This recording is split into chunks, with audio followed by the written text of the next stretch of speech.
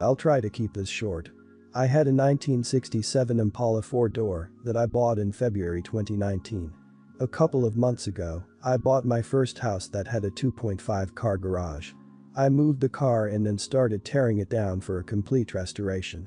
I had the body in one bay and the chassis in another, plus the whole garage filled with parts. About 2 months ago my girlfriend came to live with me during this whole crisis and the whole time has hated that car. She wants to park in the garage, but I have 2 acres of land with a lot of nice places to park under shady trees or hell even in the barn if it has to be inside.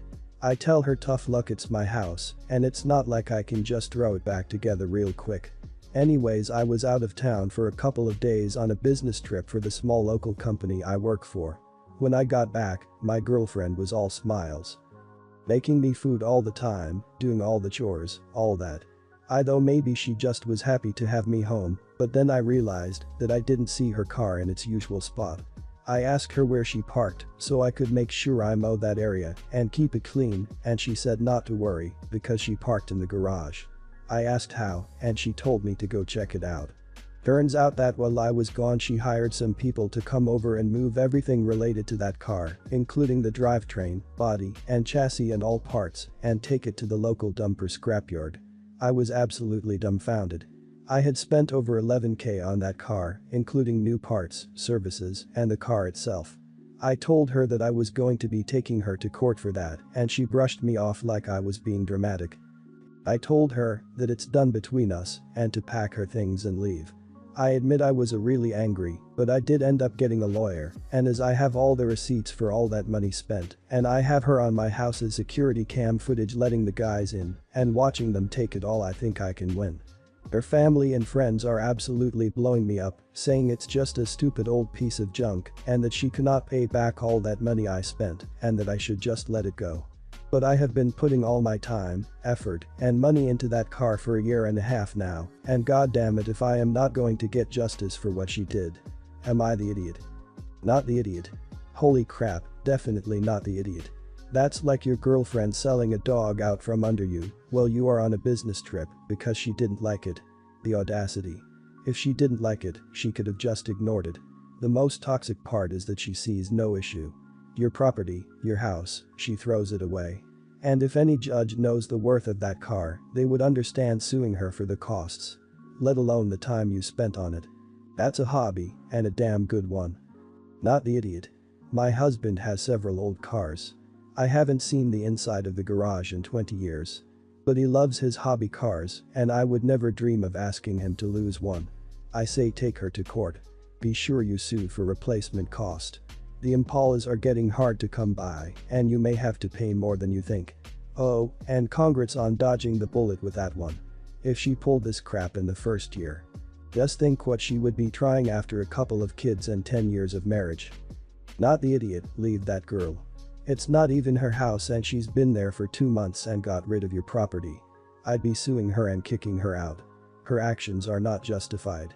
They know she can't afford it, but block all calls and messages from anyone reaching out to her. You don't need that in your life. Good luck, and I know the money won't make up for all the time and work you put into the car, but I hope you get some justice and I hope she learns an old lesson: don't touch things that aren't yours. My wife Amanda and I have 3 children. Rebecca, who is 15, Oliver, who is 11, and Katie, who is 7. Yesterday was the wedding of the daughter of an old friend of mine. Myself and the kids attended, but Amanda was unable to because she had some work stuff that she needed to sort. In the car, Rebecca was sitting in the front seat. It was a long journey to the wedding venue, and she spent most of it taking pictures of herself for Snapchat or whatever, like most people her age do. It was a warm sunny day, so we had the car windows open, and Rebecca was sticking her hand out of the window and eventually her face to feel the breeze. I warned her several times not to do this, and eventually Rebecca's glasses ended up going flying off her face. We were driving fast on a motorway, so there wasn't much chance of us being able to go back for the glasses. Rebecca needs a very strong prescription, 26, so going without glasses isn't really something she can manage. She didn't bring a spare pair with her, but she does have one at home. She was upset and asked if we could go back for them. However, we were far closer to our destination than our home, and going back would take hours and we would miss the wedding. The younger kids were getting restless, and spending the entire day in the car would be very frustrating for them. At the wedding, Rebecca was upset at being unable to see anything. Her siblings had to guide her around everywhere, and she felt humiliated at having two younger kids literally dragging her around everywhere. She didn't know where to look in photos and couldn't see what the bride and groom looked like. When we got home, Rebecca got Amanda to get her spare pair of glasses, and as soon as she put them on she ran off to her room, and we could hear her crying for a long time. I told Amanda what happened, and she was not happy with me. She asked how I could be so irresponsible as to let our daughter be blind for hours. I agree that it wasn't a nice choice to make, but the alternative was subjecting the younger kids to hours sat in the car and also missing a wedding which one of my oldest and closest friends invited us to. It wasn't a nice choice, but I think I did the best under very bad circumstances. Everyone's the idiot here. This happened because she was doing something she wasn't supposed to be doing, and you didn't discipline her properly. If a kid is sticking their hands and face out of the window on the highway, you tell to stop, and when they don't, you put the windows up and lock them. That would have prevented this whole incident. Also, it's dangerous anyway. You could have been pulled over. Your daughter could have been hit by debris. You should have put a stop to it really quickly. And I'm all for suffering the consequences that you bring on yourself.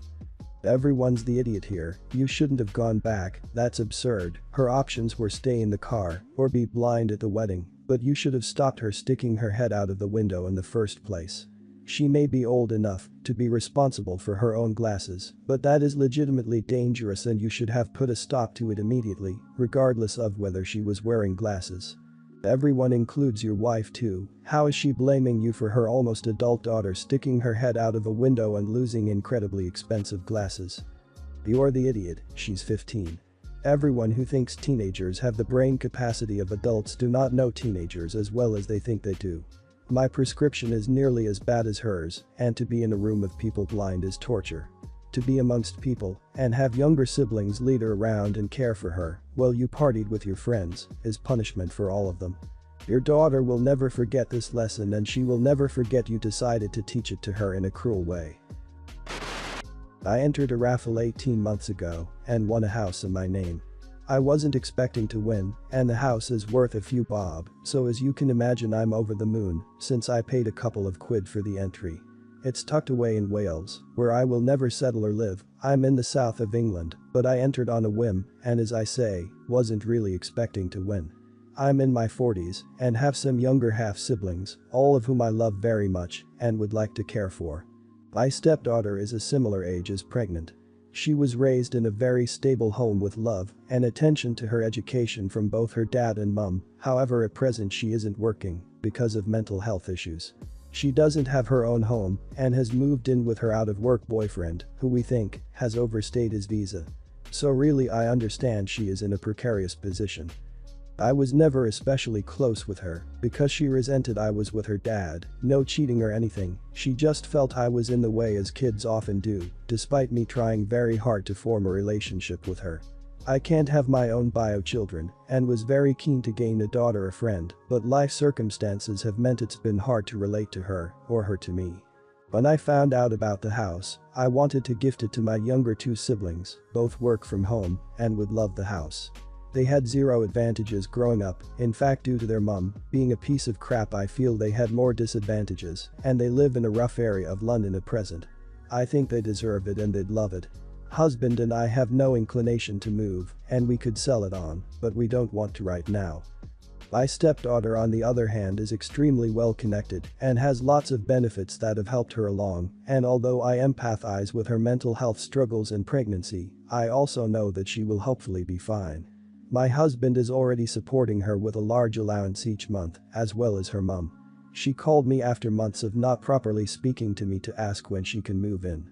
I had discussed clearly with my husband the plan for the house, to which he agreed and was surprised. I said she's not getting the house. She was pretty shocked and said she's pregnant and the house is literally right there, and why would I stop her from having a good head start? I tried to gently explain to her, but the conversation got more and more heated, with eventually her pulling her dad into it. Somehow during the end of this conversation, both my husband and stepdaughter were crying and asking me to reconsider and saying I was being heartless and possibly even cruel by not. I honestly feel very frustrated and probably quite bitter. She was happy to not talk to me for months despite me reaching out multiple times, but the moment I have something she wants, it's "Oh hi Leslie, how are you?" I just feel even more like I want to dig my heels in at this point. Not the idiot. You don't just have a stepdaughter problem, you have a husband problem. You don't owe her anything, and it's really gross that, when she doesn't have a relationship with you, she just assumed you'd give it to her. And, even knowing you had other plans, your husband flipped on you. I hope you have a marriage contract.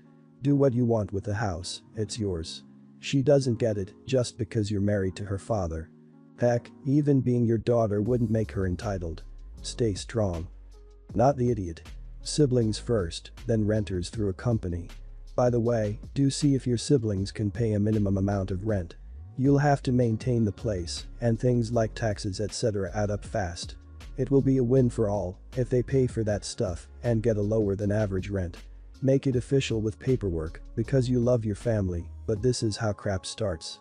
Why is your stepdaughter ready to move such a distance if all her connections are in your area? It seems really a rather stupid idea on her side to start with, besides the entitlement. Not the idiot.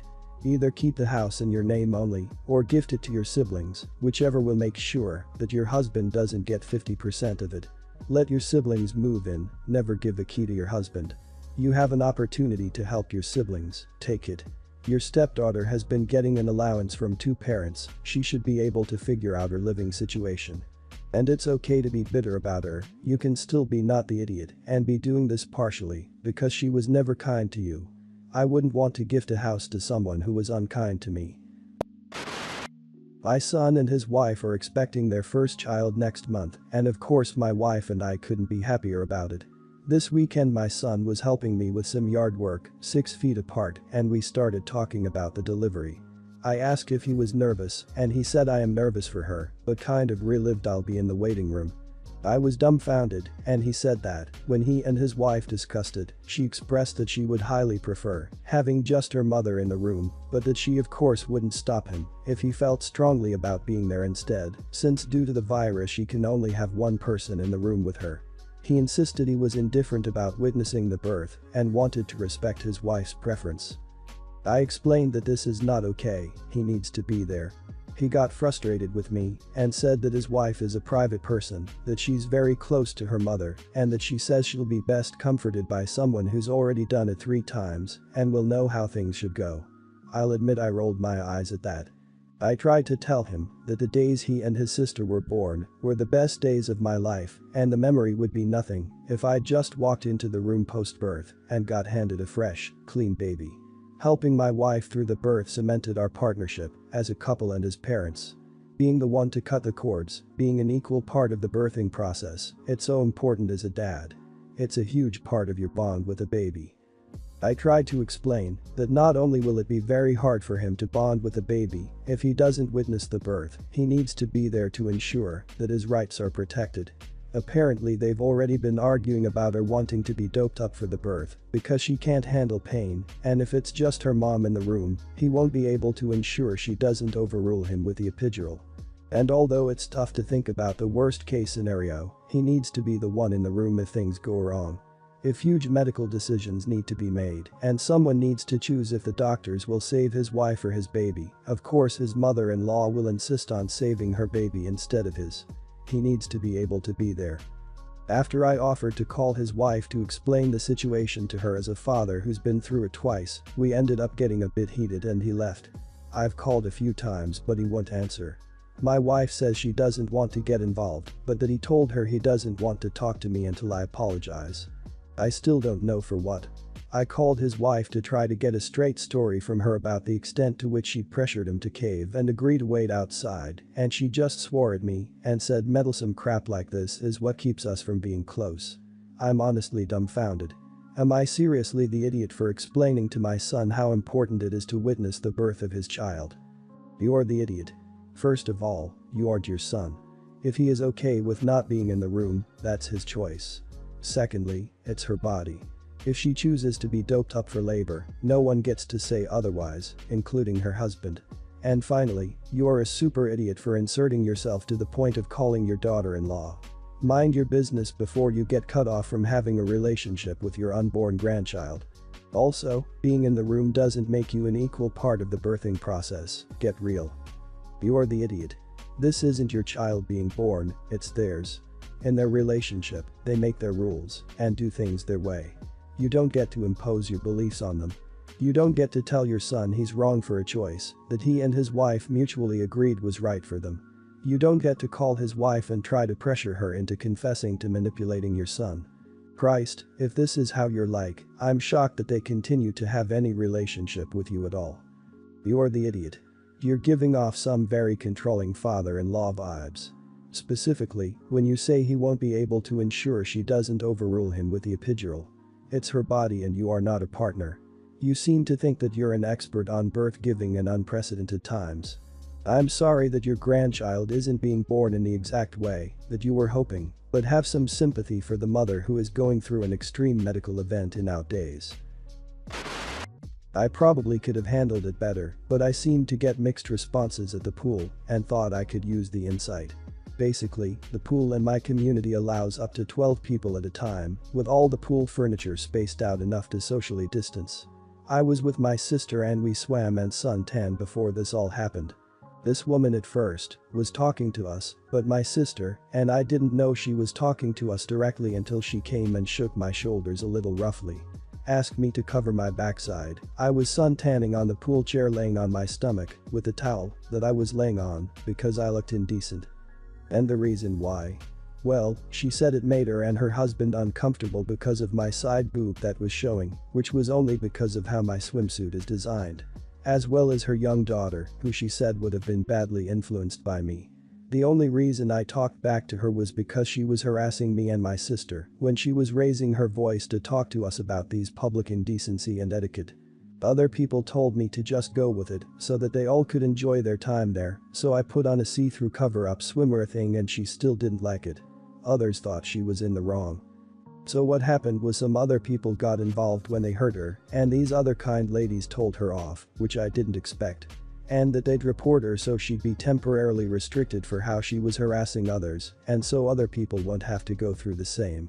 Everything happened in the moment earlier today, so I don't know what's going to happen after. But am I the idiot for talking back to a woman who asked me to cover myself, and possibly being the reason that her family and her get restricted from the pool? Not the idiot. The bad influence here is a set of parents who are teaching their daughter that it is perfectly okay to put your hands on a stranger and to shame them for the bodies they were born into. She sounds like one of those Catholic boy moms who annually write open letters asking young women not to wear yoga pants because they are tempting young men. You know, rather than writing open letters to their sons, explaining that women of all ages and shapes exist autonomously and are actual humans, and not just objects. Not the idiot. That lady is the only reason she is now restricted from the pool. If she wanted to just go and enjoy the pool with her family, then none of this would have happened. She got banned because she was harassing other people and interfering with their use of the pool. And depending on where you live, shaking you by the shoulders could be considered assault. Her husband can keep his damn eyeballs in his head, she can keep her thoughts to herself, and you should be able to enjoy the pool unbothered by them. Not the idiot, how rude and entitled. It's your body. If it makes her husband uncomfortable and she's worried about her daughter getting bad ideas, then she shouldn't take her husband or daughter anywhere with other people. Her husband's gaze is not your responsibility, and how her daughter experiences the world is not your issue either. You were at a pool, seemed to be as decent as you could be for the activity, and she bothered you to the point of physical intervention.